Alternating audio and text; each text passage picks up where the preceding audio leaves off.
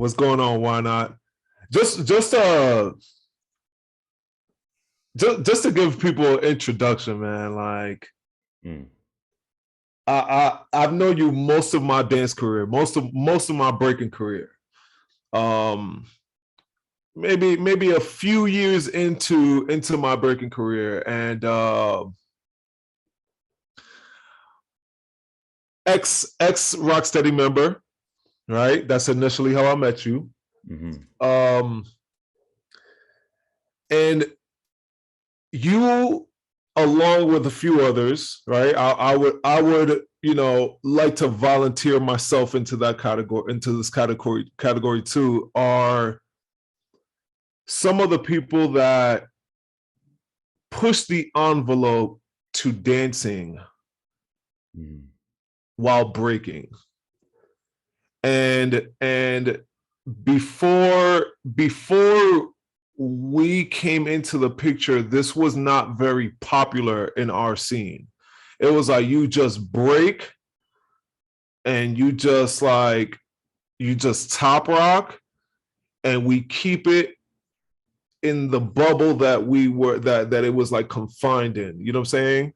And when a few of us, and I'm gonna name some names, I would say K-Mel, I would say yourself, I would say people like Nemesis, people like Hannibal, people like myself. When we came into the game, we found, and maybe I'm speaking for all of us, correct me if I'm wrong, we found that there was a strength. We had a strength in an area that wasn't very popular, especially at the time, especially in the 90s and whatnot. Like, what was popular then was blowing the fuck up. You know what I'm saying? Which was fire, right? However, the dancing aspect of the game, I feel like you were one of the people that like pushed the envelope, and eventually came down to you being one of the best in the game at the dancing aspect, and truth be told, like, I show, yeah, man, I gotta show you, I gotta give you your flowers, bro, because there weren't many of us doing it. And when I noticed, Wild Child, throw Wild Child in there, fact, right? When I started noticing this difference that was happening in our community, especially in the East Coast, I instantly noticed how different we were. At the same time, because what we were doing wasn't very popular, we were also semi looked at as weak links until the time came where we caught the spirit and everything started changing. People started looking at the way we were moving and studying a lot, and I just want to be able to give you your flowers on that. Just for those who don't know, why not? B-boy first and foremost, an artist, an educator, a beat maker, right? And many other things, man. He's super multi-talented. He's very locked into the things that he does, that he's specializes in, and got a lot of respect for you, bro. For real. Same. Appreciate that too, Samo. For real. For real, man. And I kind of want to start the conversation off with style. Like, where is it that you started picking up the idea of style? Like, was it in your family? And let's keep it super real here. Like, you're an Italian cat. Like, as much as some people may not acknowledge this, Italian people were in the same neighborhoods as like, Black folks, Latin folks, some of the time, maybe not all of the times. Right. Yeah, but it was like same like area, You know, was it you could walk a few blocks and find a few Italian folks and whatnot, you know, and Mhm. especially back in the day, they were considered immigrants too. They weren't really considered necessarily like, you know, white Americans, right? Right. So, you know, I want you to tell the listeners like where the influence of style came for you, because from my eyes, it seemed like you had it from the very beginning. Yeah, I got to give that up to my parents, I think, for sure. My father was significantly older than my mother, right? They're 22 years apart. Wow. So he was born in the 30s in the Bronx. So his upbringing, during his formative years was like 40s, 50s in the Bronx. And then he Mm. also witnessed the 60s and 70s, which was more my mom's time period. So I had an interesting influence from the both of them in terms of musical taste, in terms of style. Just when you say style, I think about, I don't know, clothing, way of being. There's a certain way to carry yourself. I Mm-hmm. think many New Yorkers, especially in the 60s and 70s, had something really unique going on in terms of style. Um, and uh, and then there was an energy there that I think made me gravitate to hip hop based on sort of what you're talking about in terms of that immigrant lifestyle. If it's a lifestyle, I don't even know why I just said lifestyle, but it's just just being an immigrant, I guess. Yeah. And it was for my dad, for the type of Italian my dad was, for example, he's Sicilian, but also when he was in America, the Italians did not necessarily integrate into the culture just yet, especially during the 30s and 40s. And this is because, the Italians were on the other side of the war at that time. We weren't Right. fighting with America. So if you were Italian in America, you got a lot of shit for that. And, my dad eventually did assimilate like a lot of other Italians did. And that's the slight difference I think between Italian uh, and other white people. I think if we categorize them all into one thing in America, right? So Which I don't necessarily agree with. However, you know, yeah. right, yeah, but I think when it comes down to it, I and what hip hop has taught me on top of my father's story, which is not my story, right? It's partially my story. It's not Yeah. mine. Um, you know, then getting into hip hop myself, but also starting off into jazz. I was into jazz first. I wasn't really into hip hop just yet. I was into playing the saxophone. I played tenor saxophone growing up. A little bit of percussion and drums. But I was already into that form of black music before Mm-hmm. hip hop. Um, and then because of the actually the women I've dated, I got into the Latin side of things, I would say. My first girlfriend being Salvadorian, and then I dated Puerto Rican after that. So there was like a lot of that influence because I was around their families very much. Um, so I got a little bit of a lot of experiences, I would say, growing up. Yeah. Um, yeah, I don't even know if that fully answers it, but it's just like, as I'm getting older, I'm reflecting a little bit more of those things. And it's funny because just the other day I watched the Kanye documentary. Um, Fire, by the way.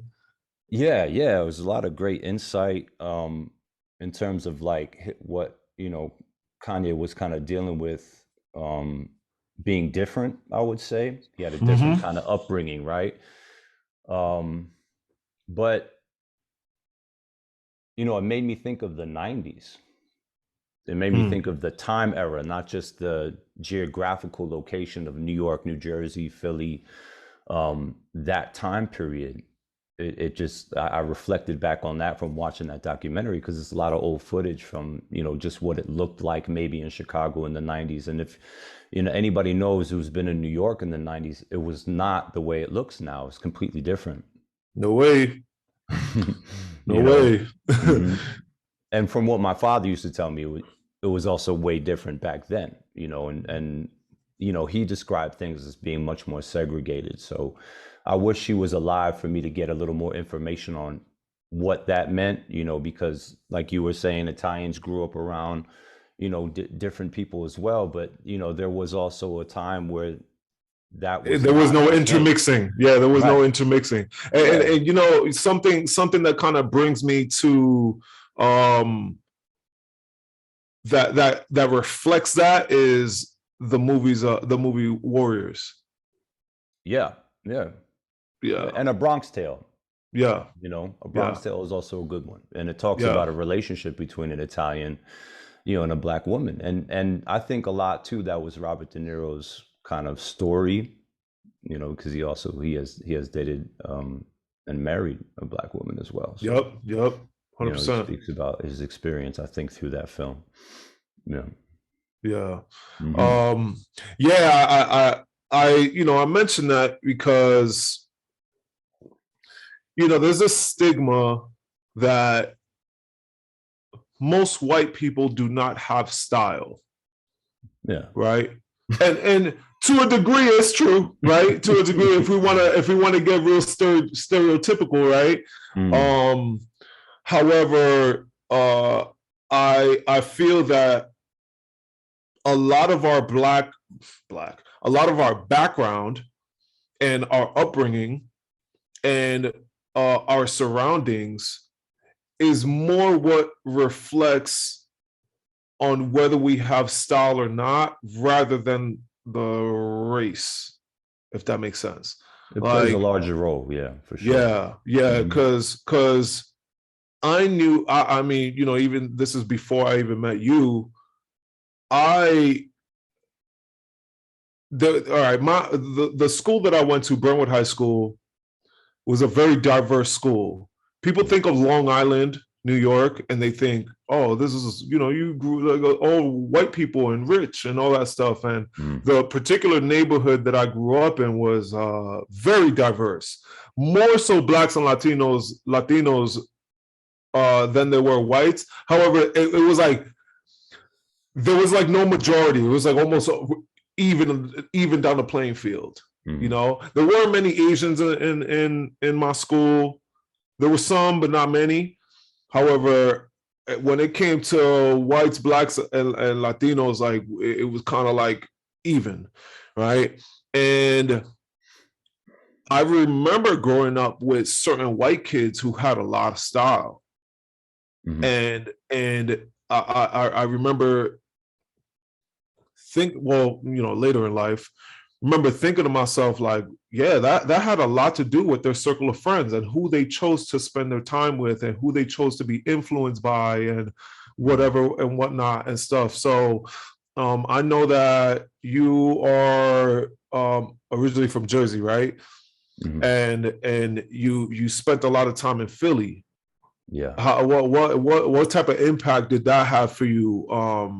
Coming up, especially like in your like teenage years and whatnot, like where you were really like being able, when you were at an age where you were able to soak in the information, that was being spread around you.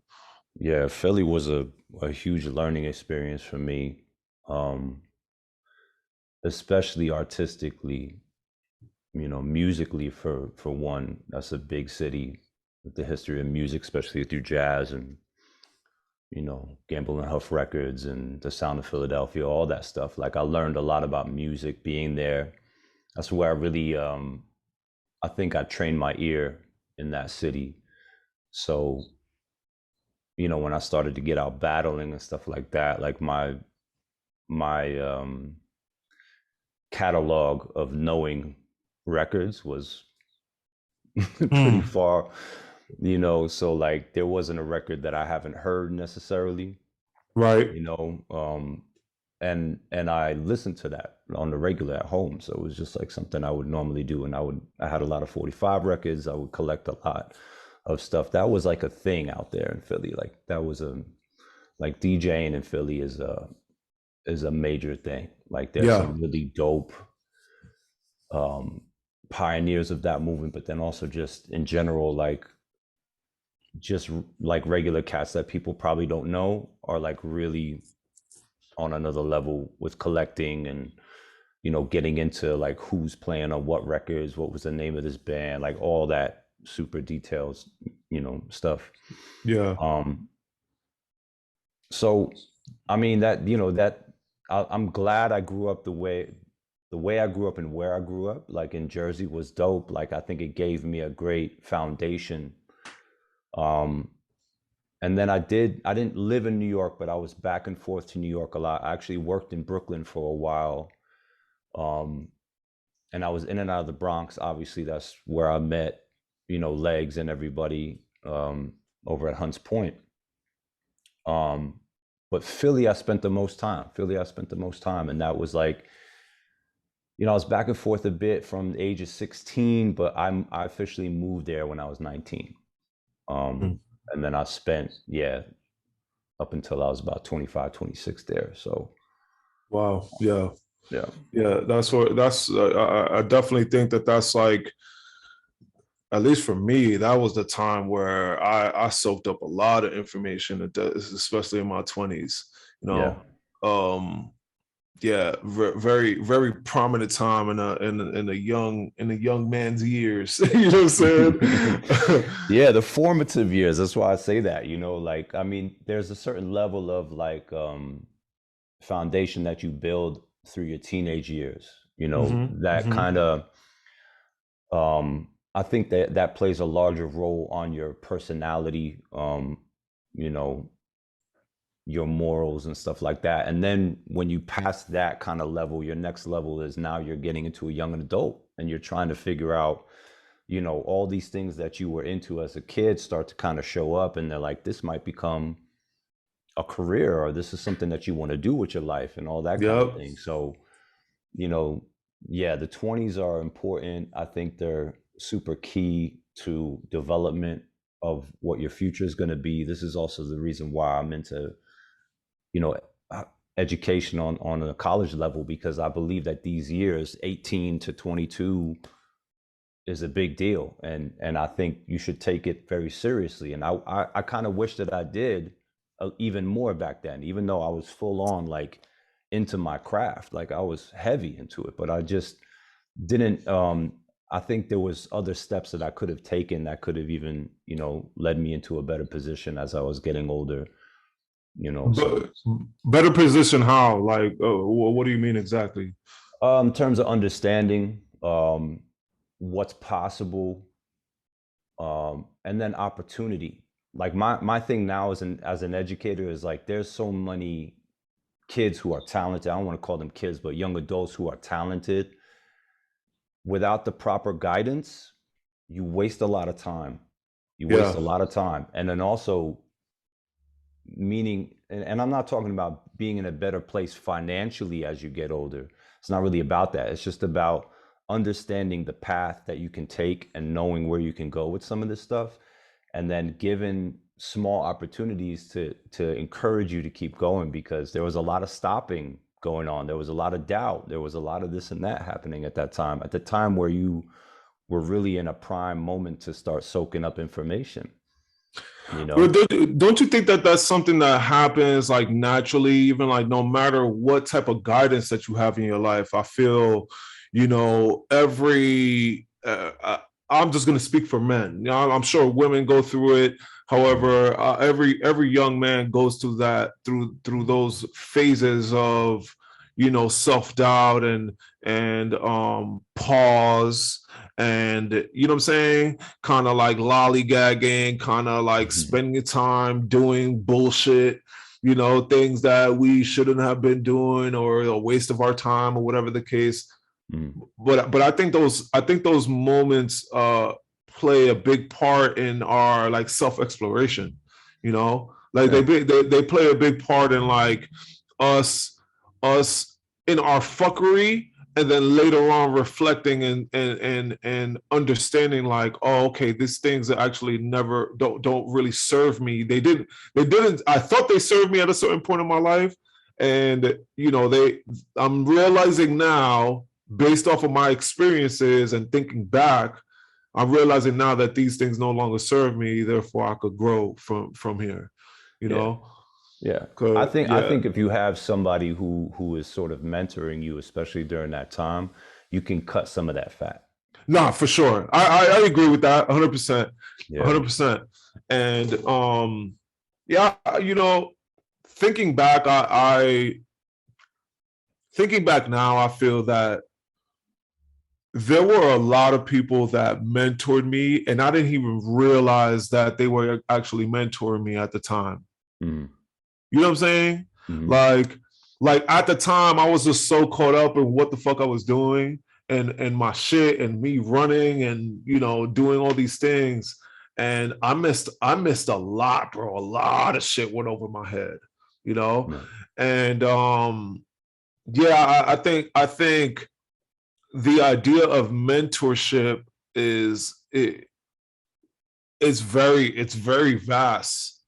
Yeah. Like it's very vast. It could be like literally somebody, so you being under somebody's wing, or you passing by and somebody just spitting a gem at you, and you catching it way later in life, like, oh shit, actually, Absolutely. it's bringing me Yeah. back Yeah. for sure, man. Especially now, like now people have access to a lot of each other's lives. Mhm.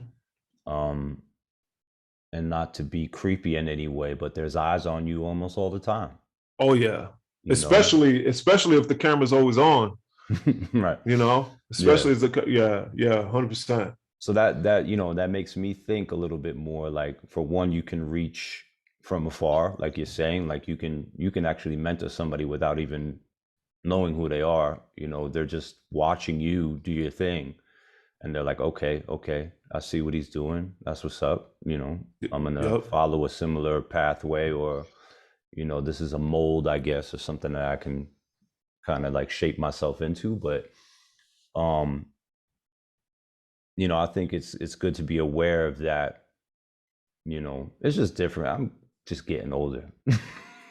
Listen, bro, we That's all all I can are. really say. I can't really say like when I was even in my 20s, I was even thinking about stuff like this. This is just where I'm at now, Yeah. and I just feel like at this point in time, as much as I still want to go into being an artist, I'm of service at this point. Yeah. You know what I Yeah. mean? And Yeah. we I feel that to some degree, even as artists, we have to be of service through our artistic journey too. Hmm. You know, because part of our fuckery and just going through the motions was us being 100% artists and not really being in a position in our 20s. At least if I speak for myself, not really being in a position where you are of service and you're not really learning the other side of shit either. You know what Hmm. I'm saying? Yeah. Um, And let, let, America teaches us to be bosses only.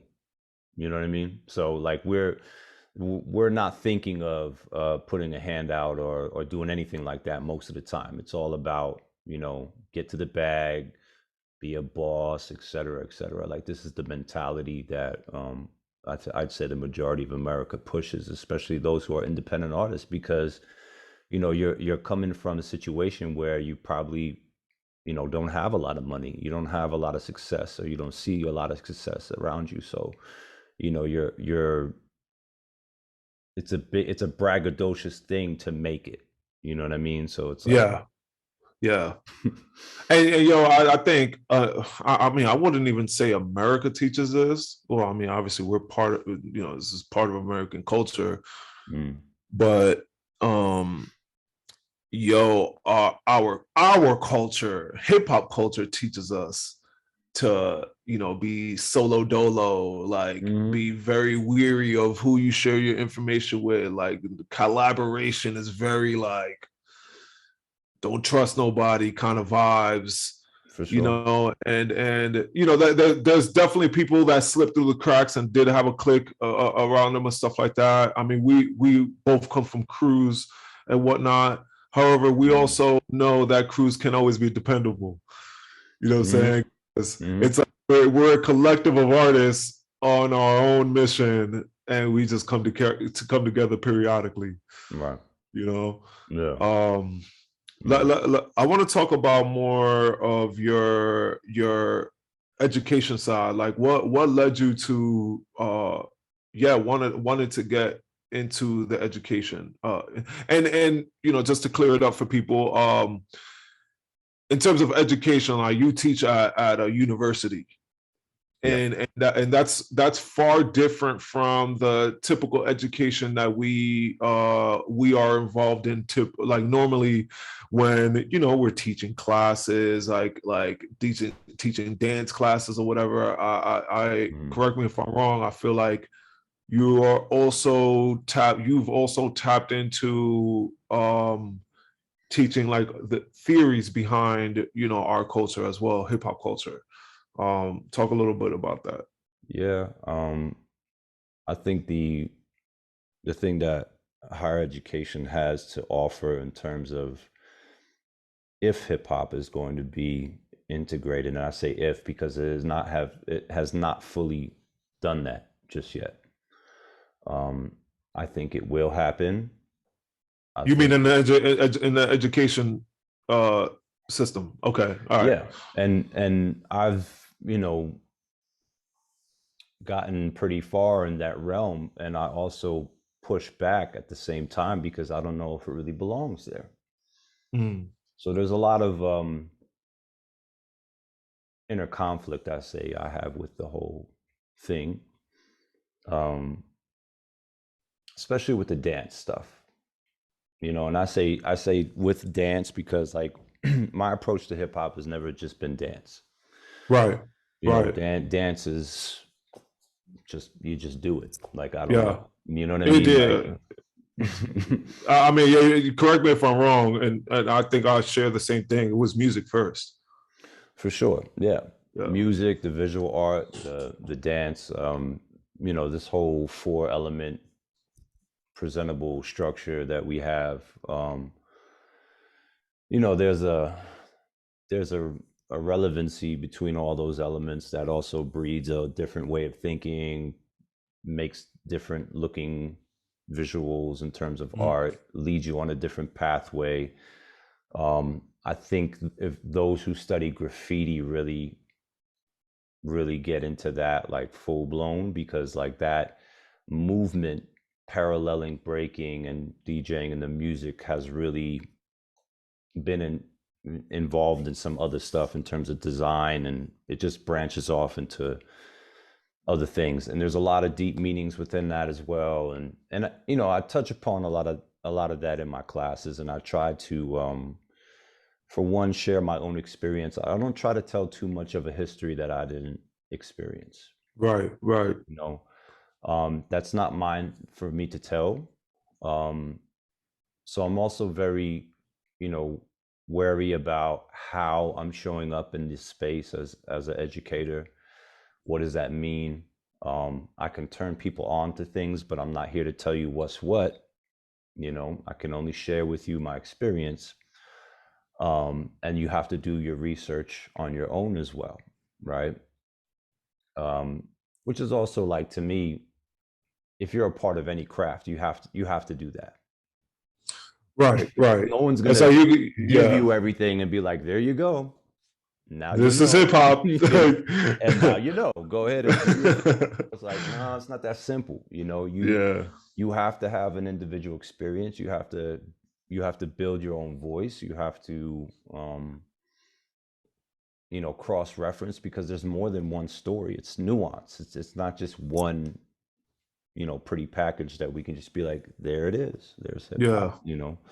It's a part of a very fleeting mentality and art form that's consistently changing. So that's also a thing too. Like, you have to know where and the possibilities are in terms of this thing going into a whole nother direction, even of now. So Yeah, I try to share a bit of what it was like if I'm teaching dance in the 90s, you know, how it was getting into breaking, what the 90s generation sort of added to that conversation when it comes to breaking, Hmm. because I do believe like during that time, we started to see, for one, new ways of moving and connecting everything.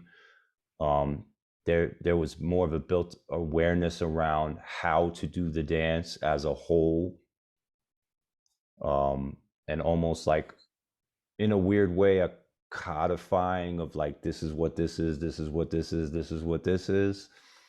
I hate to use that word sometimes because I just feel like that's a an understood thing within those who do that dance. You don't have to say it. They know that you do something on top, you hit the ground, you do some move. Like, we all know the structure, but it's Yeah. like people are like, writing it down. They have t-shirts that say top rock, footwork, power move. It's like, all right, I mean, I feel like it's important to be able to break it down, especially for people that are completely outside of our culture. You know, like like you could grow up in the hood and still not understand the real like true roots of hip hop. mhm, mhm, And yeah, until somebody actually breaks it down to them, step by step, and walks through the forms and whatnot. And this goes for all the elements.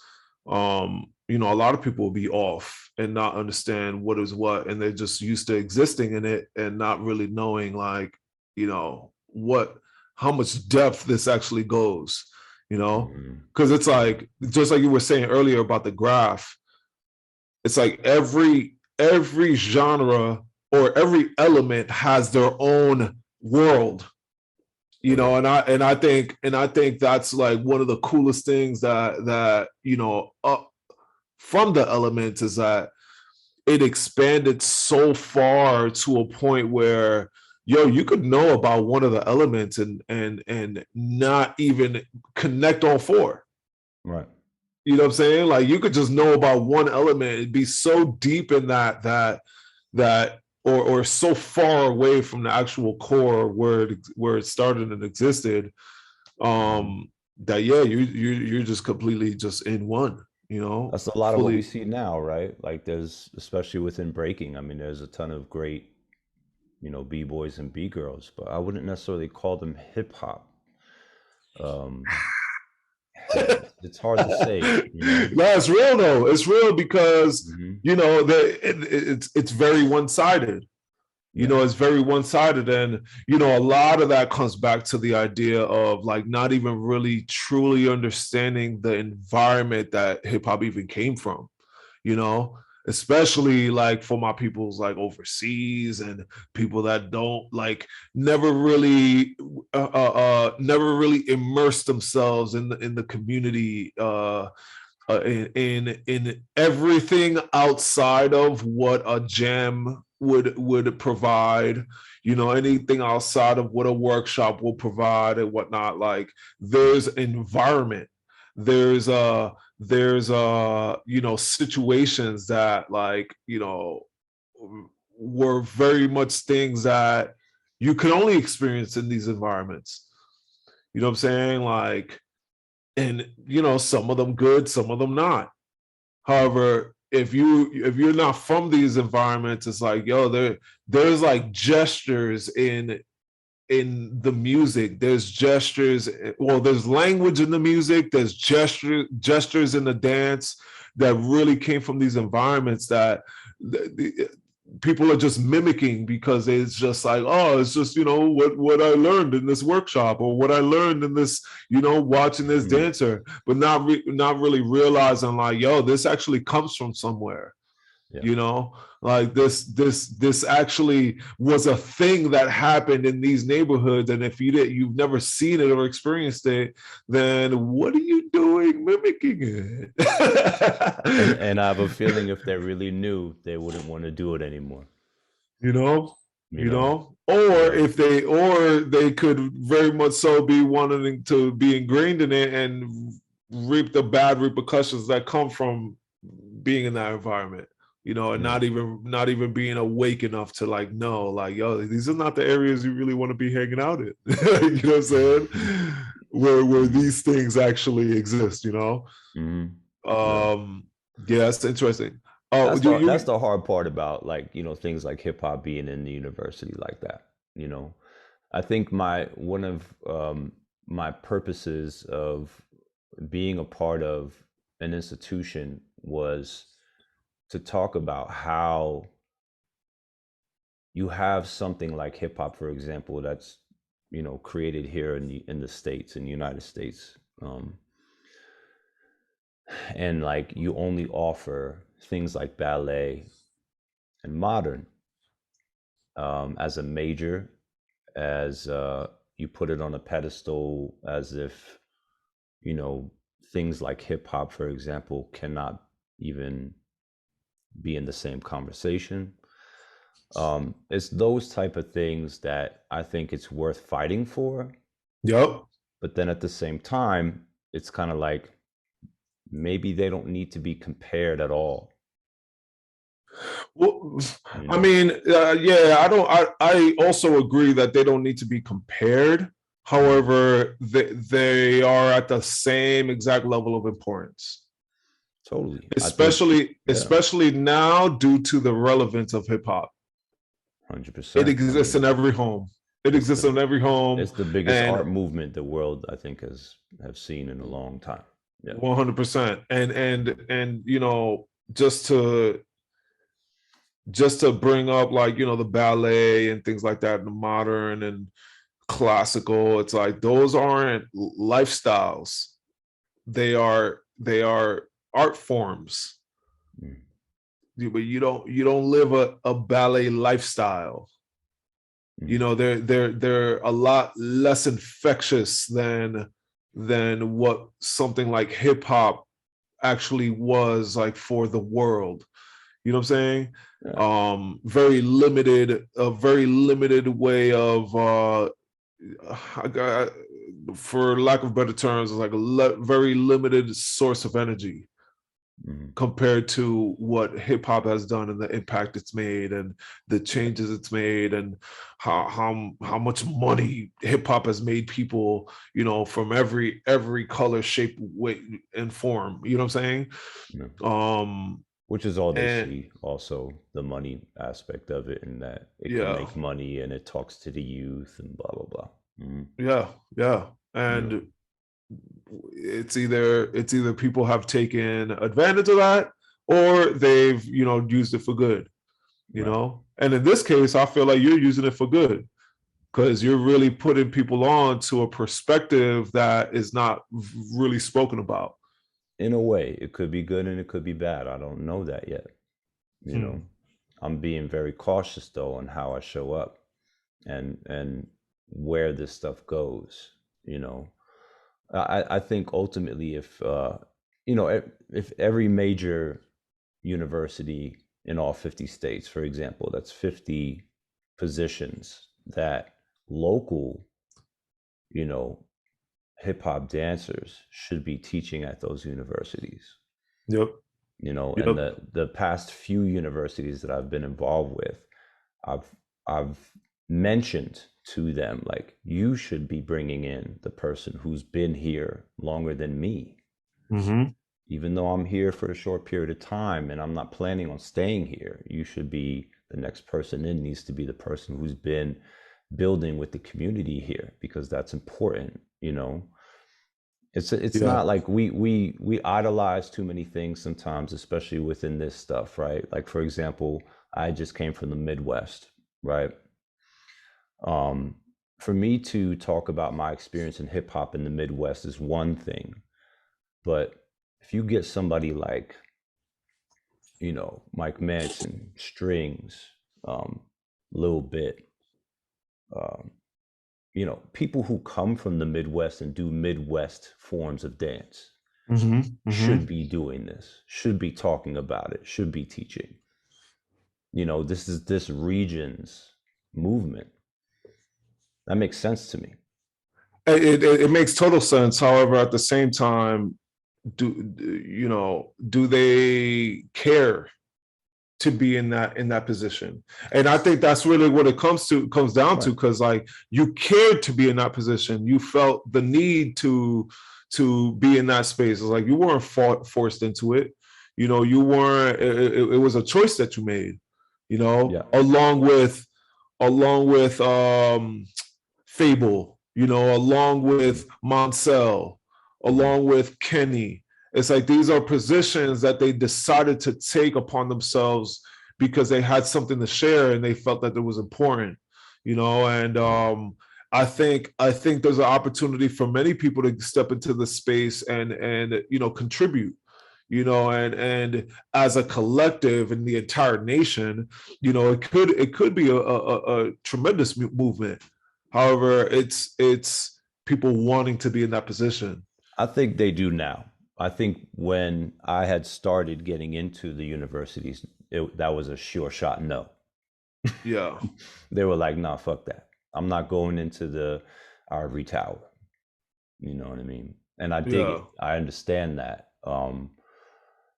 And and there's also a lot that you have to do in order to get involved with this type of stuff. You can't just walk in the door. It's not that simple. There's all these things. There's all this education that you have to go through yourself prior to even showing up. Um, there's a lot. I mean, I spent 8 years in college.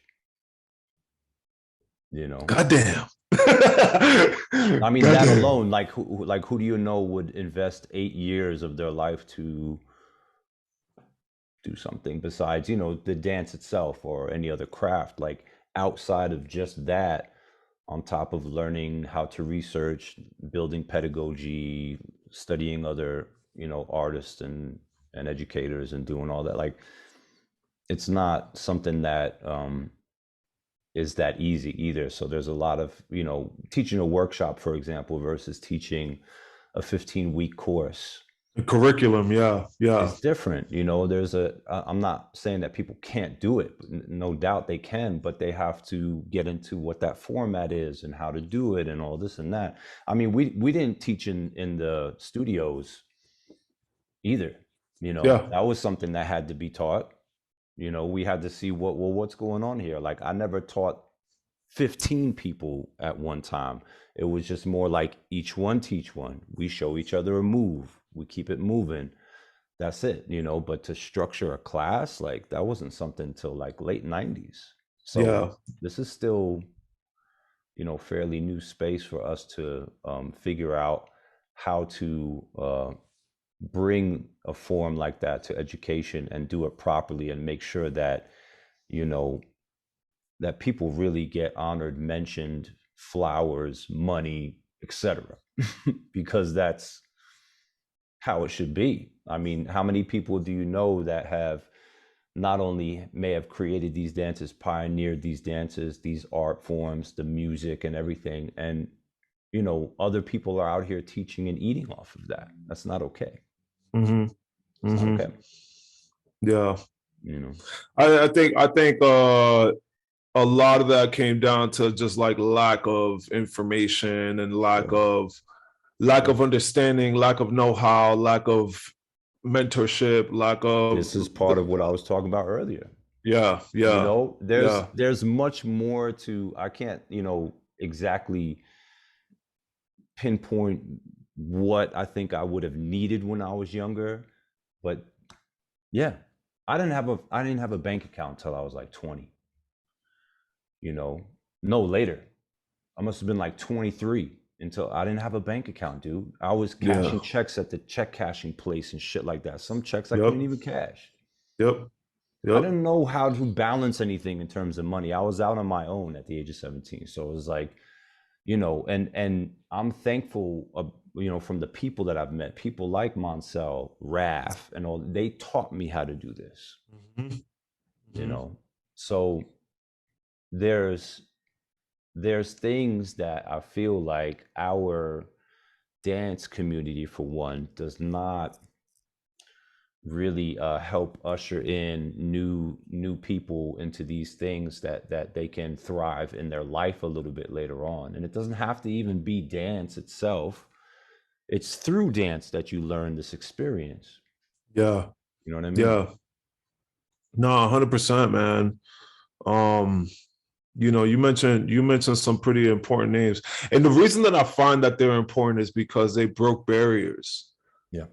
Like they experienced the dance, they experienced the culture, they were very heavily invested, and then they said this is not enough. There's more to this, there's more to me. There's like, and there's a level of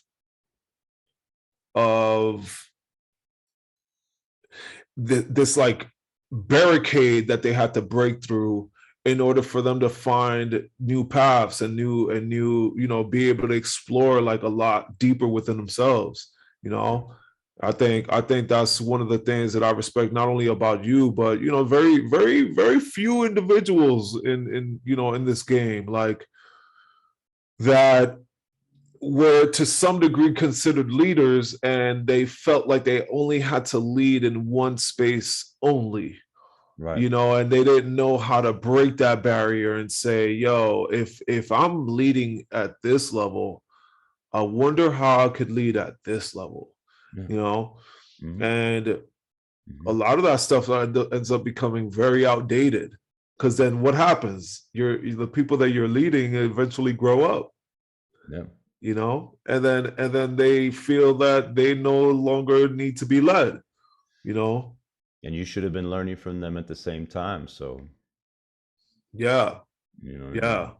Mm-hmm. Especially because I feel by default, and this is just my personal opinion, by default I feel that being part of this culture, we have a responsibility.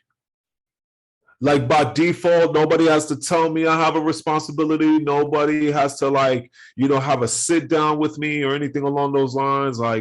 Like we have a responsibility to not only learn the most we can about the culture, but find our individuality in it, and then be able to teach others to find the individuality within themselves. And this, I feel like this is far deeper than just a dance. I mean, maybe it starts there, right? Especially with people like us, like, it starts there. However, it also continues by the eyes that we have on us, like you were saying, like, especially in this scene. The scene is so small. We come across so many different people multiple times throughout the year, like that. And this goes, like, all the way to, like, other countries across the world. And I think it's important that we teach people through our growth too. Yeah. And give, like, a real proper example of how to maneuver in these spaces, man. Like, one thing I always say, I think I mentioned it when I was talking to them, to a degree, like, yo, it doesn't have to end at dance. Right. This is a foot in. Mm-hmm. Dance is a foot in. I mean, look, like, dance led to us um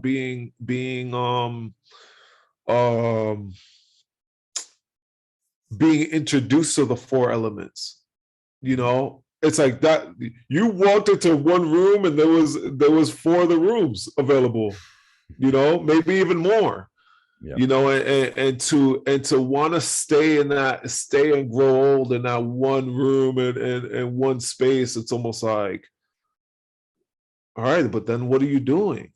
Because then there's people that you're gonna find yourself here. The party's gonna be real dead. Mm-hmm. After a few number of years, or you're gonna be the oldest man in the room. You know what I'm saying? Like, one of us gonna be looking at you like, "Hey, you ain't part of this carnival." Like, Mm-hmm. Yeah. Yeah, I feel like the growth within ourselves, and yeah, the growth within ourselves, as we grow, as we get older and stuff like that, I think is super important. And it is our responsibility for sure. Yeah, this is some of like what I bring into my classroom. Um, what I've learned from gaining knowledge of self, for example. Um, the other forms of education that come with hip hop, besides just the dance itself or any of the cool stuff that people gravitate to. Um, the energy and how you curate a space, I think, is a part of it too. Um, what is a cipher, for example? What knowledge is gained within that environment? What is happening?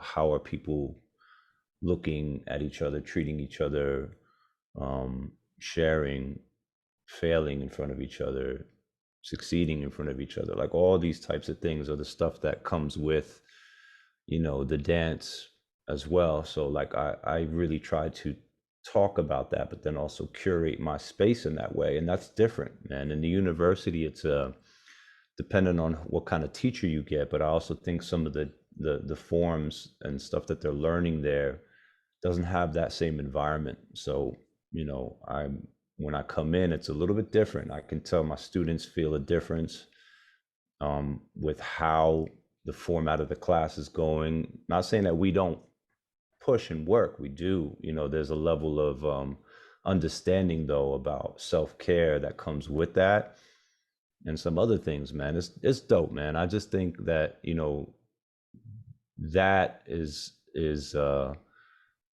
something that educators need to think about, especially during the past couple years. Being an educator during the pandemic was really something else. And Mm. if you did not curate your space properly, either you got the hell up out of there or your students were getting the hell up out of there. Like, nobody was really, trying to be anywhere that didn't, at least Fill their feel good. cup. Yeah, Yeah. for real. Yeah. Yeah. It was hard. Like you had to really be on point during that time, and this time still. Like it's, we're gonna feel the effects of the past few years for the next 5 years. So, you know, being in the educator space is like something that, I saw as something exciting, because I feel like I have ideas for, you know, these times. So I'm all about it, Yeah. you know. Yeah. Talk a little bit about your music journey, man. Like, oh, for those who don't know, Ynot is actually the person responsible for the level up intro Word. song. Yeah. I remember when I first came across that beat, I was like, oh, this is what, yo, you out here. And then Yeah. I think it was the first one that I heard from you. And I was like, Mm. what the fuck is happening? And then kind of like formulating the idea around this podcast and stuff like that, and just Dope. kind of you know just the things started brewing, especially at the time. It was the beginning of the pandemic when I kind of like started thinking about this. And Mm. yeah, I remember coming across the beat again, and I was just like, nah, bro, this is like some interlude shit. Like, Word. interlude kind of intro kind of vibes and stuff. And it was Yeah. it was just banging. Yeah, I mean, you already mentioned that you were a musician, starting off. Yeah. How did it lead to where you're at right now, in your like level of creativity? Because you're making music literally every day. Yeah, pretty much. Um, starting off as a saxophonist, and I played clarinet for a while too. I really want to get into playing jazz flute. I love the flute sound. That's something that I think I'm gonna tackle in the near future. But um, that experience of playing in the jazz band and then not being able to afford to rent my instrument anymore Mm. changed a lot of stuff for me. And that kind of led me into, that's what actually led me more into hip hop. because I started to see a movement of things that people created from nothing. We say this a lot, right, in hip hop, like the idea of like, yeah, I have records at home. I could scratch these. I could make music with that. Like, that's crazy. So like technology is also something I've been interested in. I used to take apart my mother's things and she used to fucking, yell at me because I they didn't work obviously when I put them back together. You know what I mean? But I would take shit apart. Her radio. I think I took our phone apart one time with you remember the little cassette recorders for like the messages? I tried Yep. taking that shit apart. I don't know what the hell I was doing at that time. But yeah, there's something about music, there's something about technology that has led me on the path of what I'm doing now. And music to me is just trying to capture a feeling or a vibe, you know. And I'm glad that you said that about that track, for example, because there's something in that I was just trying to bottle up, and I feel like that's ultimately how the music creation goes. It's like there's a sound that leads me into a feeling or a vibe, and I just try to hold on to that and then bring you through a whole experience with it. Yeah. But yeah, I'm doing a lot of stuff musically now, and then also getting into some real heavy like hardware equipment shit, as you can see a lot of the shit behind me, right? Yeah. Like this right here, like modular synthesis, for example, like learning how to synthesize sound. I got keyboards and shit back there, and the usual traditional samplers and stuff too. I rock with too. I make a lot of Mm-hmm. music on the iPad. Even I mean that beat that you listen to, I made on the iPad. Fire. So um, yeah, I don't know. I feel like that's gonna be the final frontier for me. Music. It still feels like dance to me, if that makes sense. Mm-hmm. Mm-hmm. So I'm just like really investing in that now. So Yeah. Yeah. No, yeah. yo, it's inspiring as fuck, man. Like for you to because I didn't know much of your history in music, and you playing instruments growing up and whatnot. And I remember because at the time you and I started building a better relationship, bigger relationship, and a stronger relationship and whatnot. And um I correct me if I'm wrong, I think at the time you were like just getting into it, heavy, I would say. Yeah. And yeah, I as you were going and the consistency that you had, it was OD inspiring. Like it was just it's so refreshing to stay in communication with people that are constantly like out here sprinting, like you know what I'm saying, and we just catching things as we go and whatnot, and we just constantly on the go trying to just. I was just talking to one of my boys, Hawk, about putting more tools in our utility belt. You Mm-hmm. know, out here looking like Batman instead of looking like very singular. Like, yeah, I just got Mm-hmm. one tool right here. You know, Yeah. it's like especially us as artists. I think it's so important for us to soak in all the possible information that we possibly can from every space that actually inspires us Yeah. and make it one thing, Mm-hmm. because it's like as much as they all are separate things, bro, like all these things collectively are who you are. You know what I'm saying? Like all these things collectively that I do are who I am and who I am becoming, and and taking all the things from the past and jumbling all of them all up together. It's like, yo, they formulate who we become. Yeah. And the spaces that we end up stepping into and whatnot is like all due to the things that we collect along the way. Yeah. Yeah. Absolutely. I think I Mm-hmm. think it's so I think it's so important for just artists to know that it's okay to branch off. It doesn't mean that a chapter has ended. You Mm-hmm. know, Yeah. like it just means that it's just another thing along the way, man. Like it's just another tool, another tool.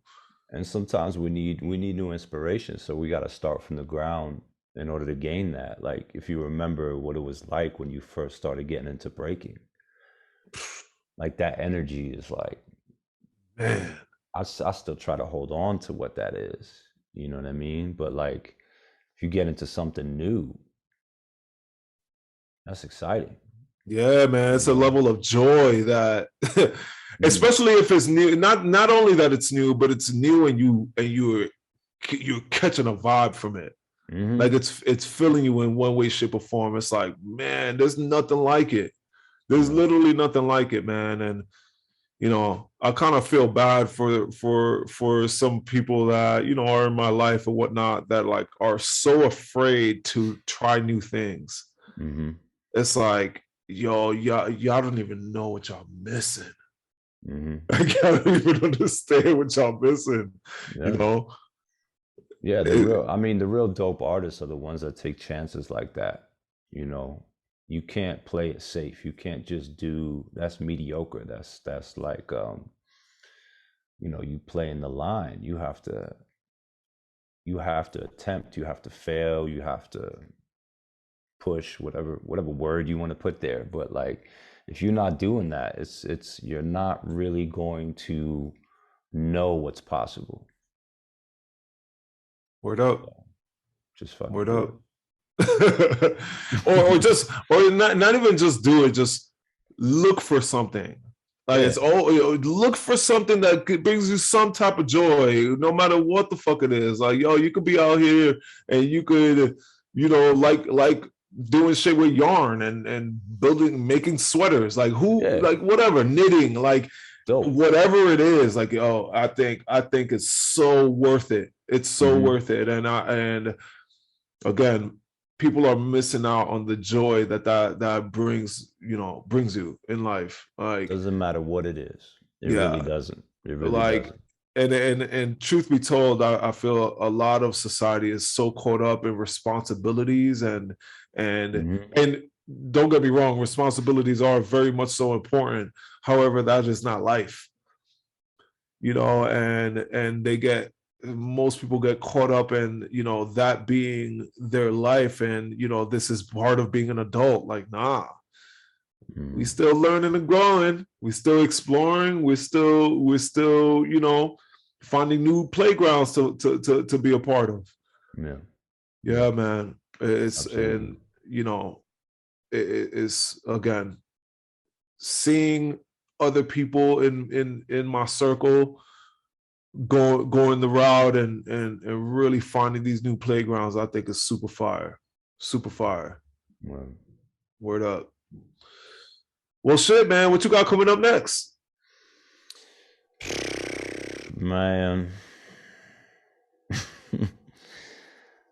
Some big events. And I don't mean events by like events where there's going to be people and shit there. It's just events in my life, I would say. Right. Um, because I'm learning new shit every day, Yeah. and I always want to apply it immediately. So I have some I have some music that will be coming out hopefully before the end of this year. Um, there's also a lot of just back stuff that has not been put out yet. That's kind of exciting that, you know, due to business and other things, it's not necessarily out there yet, but I'm hoping soon that becomes a thing. Mhm. Um, I'm working on some sculptures, some new things. I'm messing with concrete now. That's like a new medium for me. Fire. So building stuff with concrete, I'll probably be sharing some of that on my IG pretty soon. Um, getting back into the NFT space again. I mean, I've been doing that before, but like now learning a bit more about what's possible with that whole realm too. Mm-hmm. Mm-hmm. So I got some music and some visuals for that shit, Yeah. you know. And it's a really important time, especially for for people that are, with the digital art and obviously the music and whatnot, to really dive into the NFT space, because this Yeah. is by far something that has never been done before, has never been explored before, Mhm. and there's a lot of volume in it right now. Yeah, There's a there's lot of a lot volume. of good opportunity to, Yeah, you know, and there's ways to approach it that you have to really sit back and think how you want to how you want to show up in that space and what you want to do, because there's a lot of possibilities there. Um, so, I at least encourage my students too to look at this as something. A lot of them don't really know about it. A lot of them are not really into it like that, hmm. you know. And it's still going to take time until the rest of the world starts to kind of catch up to what's going on. Yeah, um and of course there's good and bad with that too, and this is why I say you got to really think about what you want to do in that space, because you got to think about how you want to show up and what you're going to use it for, because you don't want to jump into something just because, or because everybody else is doing it or whatever, you know what I mean? yeah, I know specifically when NFTs, it's not necessarily just about the art, but it's the utilization, it's the utility. Like that is what makes most of these situations really bigger projects, you Yeah. know. Yeah, And true, like, collaboration, I think, too, and that's something to really think about, and cutting out middle people for no, you don't need anybody to manage you, necessarily have any percentage off of any art that you make. I don't even think you should have anybody around to do that for you at this point, right, right. so this space opens up the opportunity for artists to really know what it's like to own their digital assets. So I think it's important. Yep. Yeah, for Intellectual sure. property Mm-hmm. at its finest, Yeah. because it's not being divided fucking 70, 80, 20. Yeah.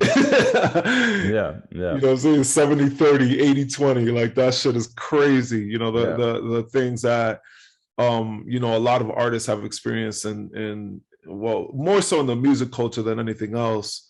Right. Not only that it just belongs there, however, that's where it's most recognized, like the fuckery, And the in fuckery that. is right there in the NFT space too. You just got to be Yeah. aware of what you can do. Like, Yep. it's, And who you, like you said, who you collaborate with too. yeah, yeah. Because there's going to be people that's like, oh, let me put you on. Let me show you how to do this. Oh, do Yeah. you know what a blockchain is? And they're gonna like tell you all this shit and be like, and next thing you know, they're in your smart contract. Right. No, Right. no, we're not doing that. Yeah, we're not doing that. It's No, a different day and age, right? and people are a lot smarter nowadays than they were in the Should past.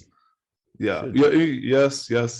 Yep. Hmm. Exactly that. And that, like that, so that part of it too, like I'm understanding a lot more of what the business side of that means, and I'm trying to talk to the people around me about it and explain what it is and say, look, I don't, also, I don't want to be in your contract. I just want to show you that this is something that you can do yourself.